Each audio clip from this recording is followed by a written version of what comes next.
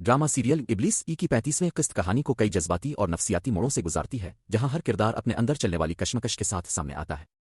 किस्त का आगाज अनाबिया और उसकी वालिदा समरीन के दरमियान गुफ्तगू से होता है, जहां अनाबिया शदीद गुस्से और बेचैनी में घर लौटती है।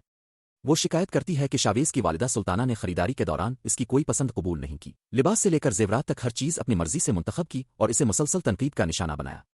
अनाबिया को महसूस होता है कि जानबूझकर इसे नीचा दिखाया गया, मगर वो सिर्फ शावेज की खातिर खामोश रही। समरीन इसे समझाती है कि शादी से पहले ही अगर इसने झगड़ा शुरू कर दिया तो रिश्ता टूट सकता है और मर्द अपनी बीवी से सबसे पहले अपने वालिदैन का एहतराम चाहते हैं। वो अपनी मिसाल देकर कहती है कि किस तरह वो खाला खालिदा की बात मानकर घर का सुकून कायम रखती है, मगर अनाबिया के दिल में जिद और इंतकाम की आग भड़क उठती है और वो कसम खाती है कि शादी के बाद वो सुल्ताना को सबक सिखाएगी, क्योंकि वो लोगों की ज्यादती कभी नहीं भूलती।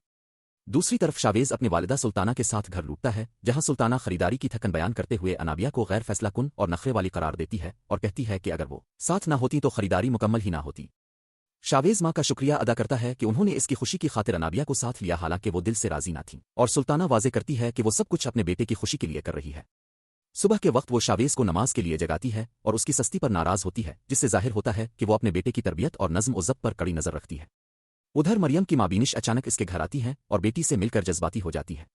वो खाला खालिदा के गैर मुतवक्के रवैये से भी दो चार होती है, जो बगैर इत्तला आने पर नापसंदीदगी जाहिर करती है। इसी दौरान मालूम होता है कि अवैस को बुखार है और मरियम को इसका इल्म भी नहीं था, जिस पर खाला खालिदा इसे लापरवाही का ताना देती है। बीनिश दुख के साथ वापस चली जाती हैं, मगर दिल में बेटी की फिक्र लिए हुए। घर में मरियम सारी रात अवैस की तीमारदारी करती है, इसे सूप और दवा देने की कोशिश करती है, मगर अवैस सर्द महरी दिखाते हुए इसकी मोहब्बत पर शक करता है और कहता है कि वो जानता है इसके दिल में कौन है।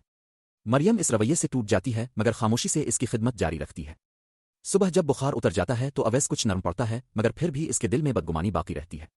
दूसरी जानिब समरीन और शकील अनाबिया की मंगनी की तैयारियों में मसरूफ हैं। मेहमानों की फहरिस्त बुनती है, मगर शकील सख्त लहजे में ऐलान करता है कि तकरीब सादा रखी जाएगी और खानदान को मदऊ नहीं किया जाएगा, क्योंकि वो पहले ही खानदान में सुबकी उठा चुका है। वो समरीन और अनाबिया को तंबी करता है कि इस बार अगर किसी ने अपनी मर्जी चलाने की कोशिश की तो वो सख्त कदम उठाएगा। अनाबिया को यकीन है कि इसके वालिद ने हमेशा मरियम को इस पर तरजीह दी और वो समझती है कि शावेज से शादी करना इसका हक है, जिस पर कोई उंगली नहीं उठा सकता। समरीन इसे समझाने की कोशिश करती है कि तरीका गलत था, जिससे हालात बिगड़े, मगर अनाबिया अपनी जिद पर कायम रहती है। इसी दौरान अवैस को मालूम होता है कि अनाबिया की मंगनी शावेज से तय हो गई है। इसे एहसास होता है कि माजी में जो ड्रामा हुआ वो इसी मोहब्बत की वजह से था। वो दुख के बावजूद कहता है कि कम अज कम अनाबिया अपनी पसंद से शादी कर रही है, मगर उसके अंदर कहीं न कहीं माजी की चुभन बाकी है।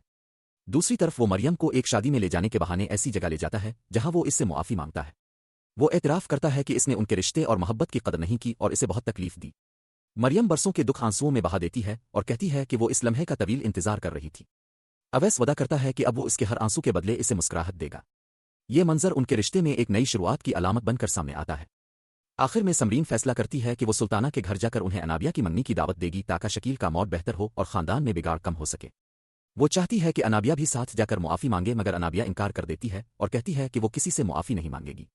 यूं किस्त 35 में हर किरदार अपनी अना मोहब्बत और खानदानी दबाव के बीच उलझा नजर आता है, जहां एक तरफ अवैस और मरियम के रिश्ते में बेहतरी की उम्मीद पैदा होती है तो दूसरी तरफ अनाबिया की जिद और शकील की सख्ती आने वाले तूफान का पेश खैमा महसूस होती है।